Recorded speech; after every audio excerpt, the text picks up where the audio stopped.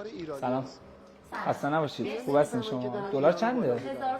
من 500 دلار داشتم. میشه واسه من چنجش کنید؟ ممر و لولو خدمت شما. دست شما درد نکنه.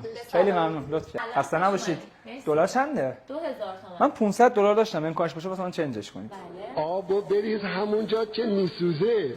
چرا آبو جای دیگه میریزی؟ خدمت شما. دست شما درد به نکنه. سلامت خوش اومدید. خسته نباشید. دلار چنده؟ 3500. من 500 دلار داشتم. امکانش باشه واسه من چنجش کنید. بدونید شما هسته‌ای هم حل خواهد شد. من برداشته خواهد دست شما درد نکنه. به سلامت. سلام. خسته نباشید. دلار چنده؟ 60000 تومان. من 500 دلار داشتم. اینو واسه من چنجش میکنید؟ بله. نقد میخوام. بله نقد میخوام. اگر که شما رئیس جمهور می شدید اوضاع چی می شد؟ خدا رحمت کنه ما رئیس جمهور نشدیم که دلار بشه 5000. بازم هست؟ بله.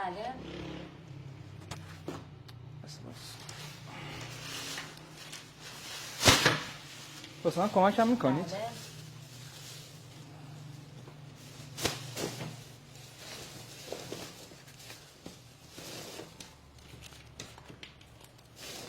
دست شما درد نکنه. این چه بلایی بود بر سر ما